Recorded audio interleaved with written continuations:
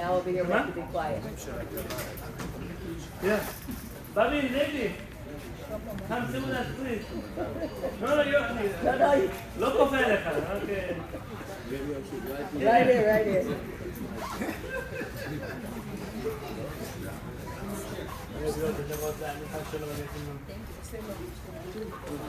Thank you. So, first I just want to say a few thank yous. But primarily thank you to Ribono Shel Olam, the creator of the universe, Shechianu, V'kimanu, V'gyanu, Azman Azeh. Amen. Everything that we have, Ma'ashiv L'Adonai Kotel Muno Ya'alai. What can I ever pay back to HaKadosh Baruch Hu for all that He has done for us?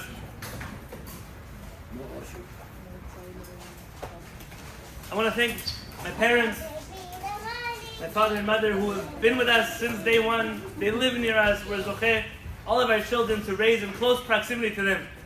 Saba and Savta, who know them, who love them, who care for them. We're in the hospital. I knew Saba and Savta are going to take them. Doesn't matter how long we disappear for. It's a big zechut for us that you are with us and are living mamash down the street from us. To my in-laws, Bobby and Zaidi, who are holding the fort down for us in Eretz Yisrael. Because as you know, our home is in Israel. And we always talk. We're going to go. My father starts to think like I'm Moshe Rabbeinu. I'm a lot of times going, but it's taken me 40 years to get there. But they're there because we have to know our eyes lenochach yebitu. Where are we going? Which direction? And when we think of how to raise our children and the family that we wish to have, all that we think is the ways that our parents raised us. Babi and Zaidi, Saba and Savta. I thank them for making the very long trip in the middle of a war, all the way from Eretz Yisrael via New York to make it to San Diego. It's not so simple, but thank you so much. And to my brother Sruli, I have to tell you a story about Sruli. You can eat, please eat. It's not rude to eat because I talk forever, so eat. You see the people from Kehillat HaShamayim are eating. Everybody else is waiting for it to end. They don't know it doesn't end. So, my brother-in-law Sruli, when my wife moved to New York while we were dating, had nowhere to live. Stories I'd rather not tell now. But the only person in the world who was, I'm going to use Lashon Sagina, smart enough to open his home to my wife was Sruli. For over a year, she lived in his house. Not a house, never, the apartment on Webster, a little tiny place. And Sruli not just put up with her, not just had her, Sruli everything took care of her. Even in the grocery store, when I would come visit, I would put Sruli's phone number and he would pay the tab. That's Sruli. And really, I don't think that this marriage would have happened if it wasn't for the love and chizuk that Sruli gives and has come to visit us. Now we have some competition with his grandchildren, because he used to come to us every time. Now, between us and his parents and his grandchildren, we have to figure out what his priorities really are. But thank you for being here now. Baruch Hashem. My brother Gilad, it's a zechut that you and your family are here, that are with us. And our brother Berit Milah, my brother held the baby today while we named him. And HaKadosh should bless, we should celebrate many more samachot together as a family. Amen. To the Lopez family, all of the Lopez family, the extended Lopez family. Sheli v'shelachem, shelahemu. Everything that you have, everything that you see here is because of them. And I told you this once, and I will tell it to you until the day that I die. After 120 years, which will be the day that I die, I'm going to stand in front of Beit Din Shel Mana, and I know that they're not going to let me in. If David HaMelech was worried, I'm not sure I'm getting in. For sure, I have no chances. But I'm going to just mention the Lopez family, and they're going to open Shaar HaShamayim, and they're going to let me right in. Because of them, not because of me. And so that's the zechut that we have. Thank them for all the hard work. From last night, 3 o'clock in the morning today, 4 o'clock, 5 o'clock, they were cooking, they were setting, they were making. Ashochem, thank you so much. And to Fabi and Gina. Fabi and Gina, thank you so much for everything that you did for us today. Mazal tov, mazal tov. And perhaps the most important person in the room right now, my wife. Tonight I'm going to sing Eshet Chaim Mi'imtza. And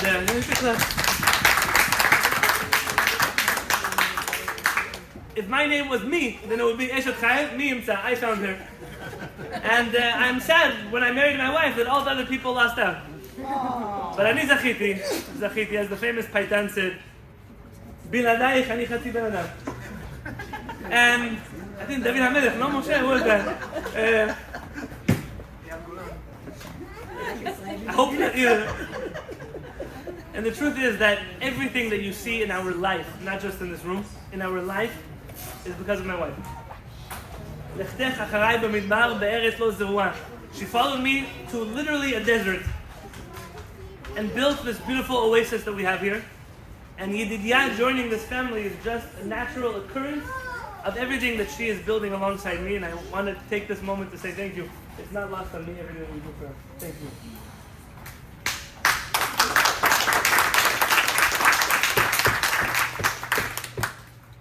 I said last one, but I forgot. Because if I say everybody, then you'll never finish. But Rabbi Meir Sultan.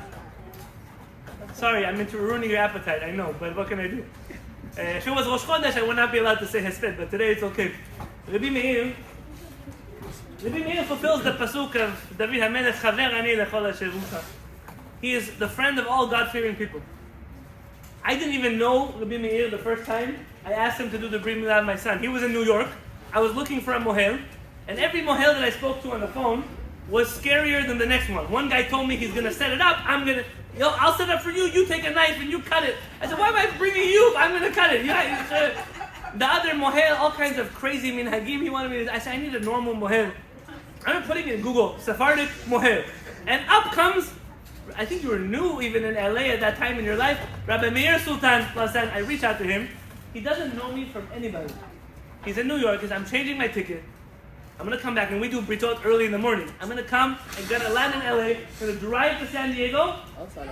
Also on a Friday. And the worst part of it, at the end, when I tried to give him his sachar, the mohel did a job. He came all the way here. He told me, are you crazy? Do I look like the kind of person who takes money from Talmidei Chachamim? And ever since then, nafshi kshura b'nafsho. He is really a soul brother for me. And we've had the zechut to do many incredible things for Klal Yisrael together. Some of them that you know, some of them maybe you'll never know. But it's a big zechut for me, not just that he's our mohel. He's a friend. He's a friend of mine and my family and my Kehillat. Rabbi Meir, shetichye v'tarich yamim. B'ezrat Hashem, we should go together to Eretz Yisrael. And I'm certain that if we have Rabbi Meir in our midst, that the Geulah is very close. And really, Yedid Nafshi, I'm so grateful that you're here today. If I'm talking about Yedidut, so my Yedidut menuchatech. What are we going to say about Yedidya? Somebody asked me, who is Yedidya? Shalom HaMelech. We learned last night, you noticed the whole shiur was from Kehillat. Why did you spend so much time in Kehillat? Because I was preparing myself to accept Yedidya into our family today. Yedidya is not named after anybody. None of my children are named after anyone. Baruch Hashem, for that we have matzevot in the cemetery. My children all are their own people. And they're born with personalities. Our tradition teaches us that at the moment that a child is born, there's some kind of inspiration. And primarily the mother has an inspiration. It's a certain quasi, you want to call it Ruach HaKodesh, fine, you could use that word, I wouldn't use it. But we saw this baby, it wasn't so simple, because like I told you earlier, every time we had a child, we bring a list of names to Mori Harav, Harini Kaparet Mishkavon. And he would go through every name with us, and every name, and tell us why this name, why not that name, what's the reason for this name, what are the ideas, what are you giving them? And the truth is that we didn't have him to call. But a little nechama I had, that when we were naming Yair, and we gave him a list of names, he crossed off every single name on that list. There were like 25 names. He said, no, if you want him to have a bad life, do that one. No, if you want him to have no parnasah, that one. If you want his wife to hate him, that one, take it off. Our list, we got rid of all the names in our list. And at the end of the list, there were two names left. Yair, which was not on my list. Yair and Yedidya. Wow. And I said, Peretz, no, so between these two, which one are we doing? He said, ask your wife. I said, if I wanted to ask my wife, I'm asking you. And Peretz told us on the phone, name him Yair. I said, why? So Peretz is used to me pushing his buttons. I said, Rabbi Yonatan, bוא נקרא לזה intuitia. Let's call it intuition. This child that was born to you, he is a Yair. I said, what about Yedidya? He said, keep it. Keep it. And so Baruch Hashem, even though we didn't get that chance, This name was chosen by Mori Harav. And I'll tell you that it makes sense that it happened now. And I hope I don't offend anyone if I share what I'm going to share now. I don't mean it in any way other than B'kedusha of Torah. My wife and I were bit by a bug a number of years ago. In the year 2012, I was living in Yerushalayim for 4 years in the old city. And every time I went to the Kotel, I would look up at that mountain and I said, Mi aleh b'har Adonai. Umi yakum mimkom kodsho. Who will make it to the top of that mountain? Neki chapayim, uvar levav, asher lo nasa, lashav nafshi v'lo nishba li mirma. A very special person has to go to that mountain. And all of the years that I was there, I wasn't ready. But as I realized my time in Israel was winding down, I decided I'm going up to Har HaBayit. Mori Harav said, go. He wanted me to take him with him. But he said, go. And then that same morning that I was supposed to go to Har HaBayit, I got a notice from the Israeli government that I had to leave Israel. Those of you who are familiar with my story, you might know. And at that moment I said, I'm not going to go to Har HaBayit like a tourist. They asked him, what's going to happen when Mashiach comes with all the Jews in America? He said, I'm going to tell you exactly what's going to happen. They're going to fly to Israel on airplanes. They're going to go to the Kohen Gadol. They're going to take pictures with him. And they're going to go back to Ben Gurion Airport and end up in JFK. That's what's going to happen. I said, I'm not going to do that. And I waited. And I waited and I waited and I waited because I thought every month I was going back to Israel. I'm moving back to Israel. Those of you who knew me in 2012, 2013, every day I was moving back to Israel. 2017. Chodesh Av, Tisha B'Av, I came to a Kenes Rabbanim of Sephardic rabbis in Yerushalayim. And in the nighttime of Tisha B'Av, they took us to the Kotel Ma'aravi, to the Western Wall. I remember sitting on the floor.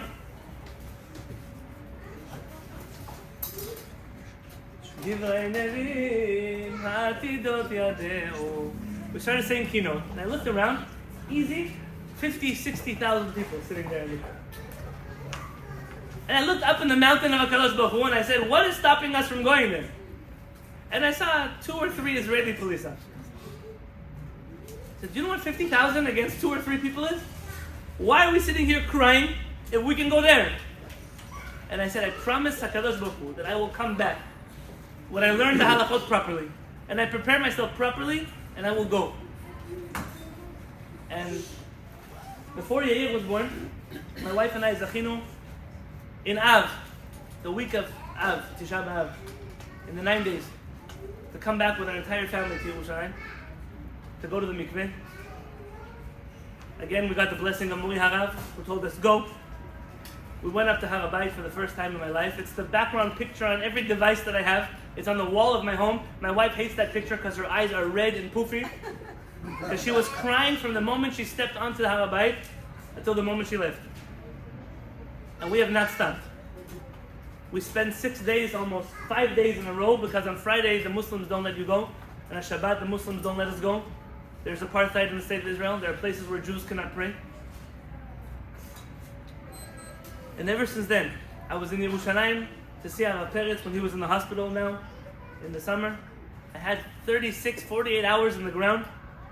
I ran to the mikveh. I ran to Har HaBayit, and from Har HaBayit I took taxi straight to Shaar Tzedek Hospital. Cannot miss the opportunity to pray in Har Hashem. And it's ruined tefillah for me. Because you won't know what I'm talking about until you've done it. But when you stand in the place that HaKadosh Baruch Hu accepts our tefillot, you cannot pray anywhere else.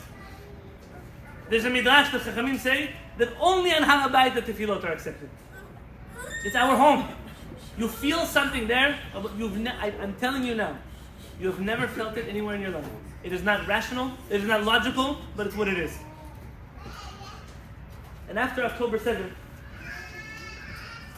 I said last night, they took away 1,400 of us. And Zachiti in the last year to be in more britot than I can count. And I make a point to fly to New York, to fly to Arizona, because Am Yisrael needs more Jews. And when I was in Har HaBayit in Adar of last year, and in Av of this year, I guess last year also, I said, HaKadosh Baruch Hu, I want my children, I want them to stand on the stairs on this mountain השיר שהלוויים אומרים בבית המקדש. I want them as Leviim to say the song that they sang in the Beit HaMikdash. Yoav is a Levi like me. On Har HaBayit, I washed the hands of a Kohen who was wearing an Israeli army uniform. And in front of a minyan of people, with Kaddish and Chazarat Hashatz, he did Birkat Kohanim. Sorry, that was it. And my wife and I decided that this baby Yedidya is the name of Shlomo HaMelech. If you know the story, Shlomo HaMelech is born to David. What happened right before this? Rachel, you know your Tanakh very well. Right before Shlomo HaMelech is born, what happened? Very good. David and Bathsheba lost a child. You remember the story? Lost a child. Natan HaNavi comes. Oh, complicated story. David HaMelech cries and he stops crying, and right after that, David comes, V'inachem, he comes to comfort his wife. HaKadosh Baruch Hu blesses them with a child, and she calls his name Shlomo. Shlomo. Along comes Natan HaNavi, Natan the prophet, Alav Shalom.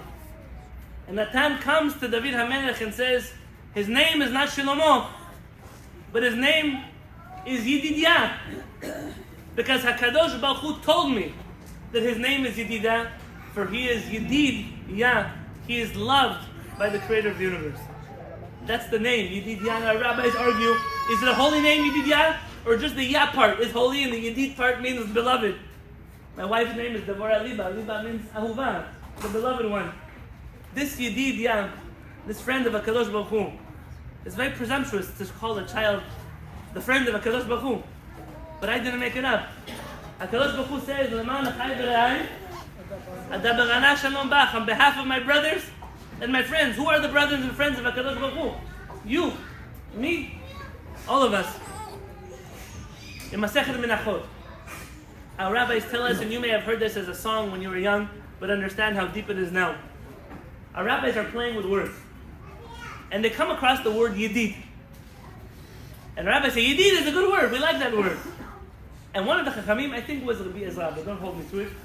He says, Yavo Yedid, Ben Yedid. The Yedid, who is the son of the Yedid, the beloved one, the son of the beloved one. Yivneh, Bet Yedid, who built the house of the Yedid, Bechelko Shel Yedid, in the portion of Yedid, Vitkapru Bo Yedidim. And the beloved will be atoned in that place. And our rabbis say, what are you talking about? Yavo Yedid, Zeh, Shlomo. Ben Yedid, Zeh Avraham. V'yivnei Yedid, and he should build the house of Yedid, that's the Beit HaMikdash. Bechelko Shel Yedid, in the portion of Yedid, that is Har HaBayit. Because who's called Yedid? Yedid Adonai Yishkon Lavetach. Who's that? Binyamin. Very good. Beit HaMikdash is split in half. Really not even half. One part is Binyamin, other part is Yehuda. Because HaKadosh Baruch Hu did not want anybody to have a monopoly in the Beit HaMikdash. It's kind of like the Havdil of Washington, D.C. It's the same idea, but everybody thinks they made it up here. Vitkapru bo Yedidim, and the beloved people who are the Jewish people should go to that place that is called Yedid, in the portion of Yedid that was built by Yedid, who is the son of Yedid, and they will become Yedidim because HaKadosh Baruch Hu will forgive them. And when my wife and I read that Gemara together, we said, aside from if he's HaKadosh Baruch Hu's friend, that's good enough.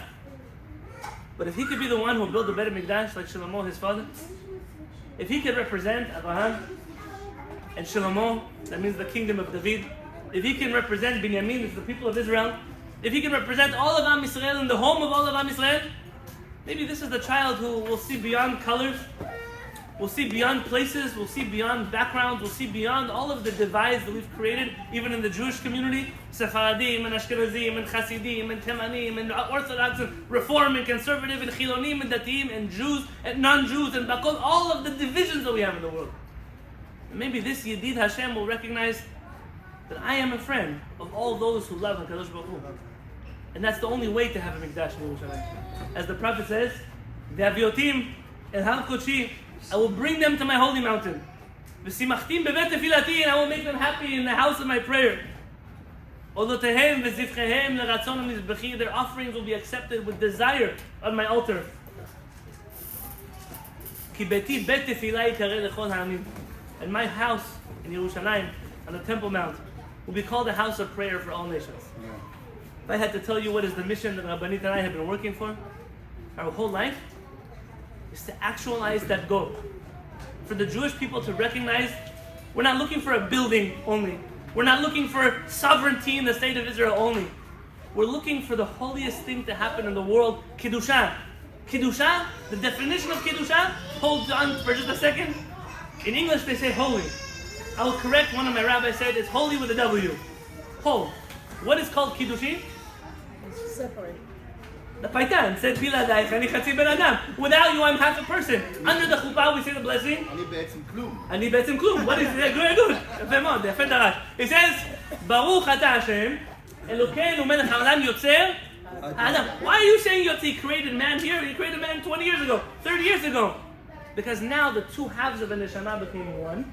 He now became an Adam. Adam is now whole. And that's called Kiddushin. Because when you unite things that are opposites and you bring them together, you are creating Kiddushin. For example, the holiest book that we have in the world is called the Torah. We write it on gold? Silver? If I took platinum right now and engraved the Torah, could I read from it in the Beit HaKnesset? What do I have to write it on? On the dead skin animal, a skin of a dead animal. Why? Kiddushin. To unite things that other people separate, Jewish people bring together. You hear in today's world you should be blessed in physicality and spirituality. Jews don't know such thing. We only know Kiddushin. On Shabbat, the holiest day of the week, what do you do all day? You eat, and you sleep, and you drink, and you pray also. But you teach the world that to be holy means to bring everything into the world of Kiddushin. That's why I'm blessing our child. I know my wife stepped down. He should really be the culmination of a vision that we have for the world, a vision that we have here at Shiviti, a vision that we're trying to bring to all of humanity, not just Am Yisrael. That's why we've been studying this whole summer the writings of Rabbi Milah ben Amozed. The understanding that we are one nation under God, the entire world, all of the world. And Bezrat Hashem, there will come a day where you and I, Mi Ale Behar Adonai, all of us will go to the mountain of the HaKadosh Baruch Hu. I'll take you there. I will take you there. And Bezrat Hashem, soon it will be there.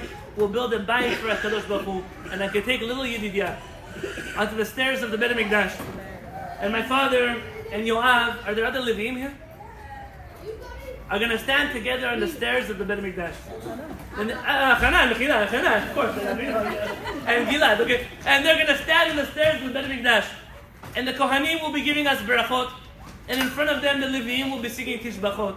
And you and I and the rest of Am Yisrael will be standing together in the presence of our Creator.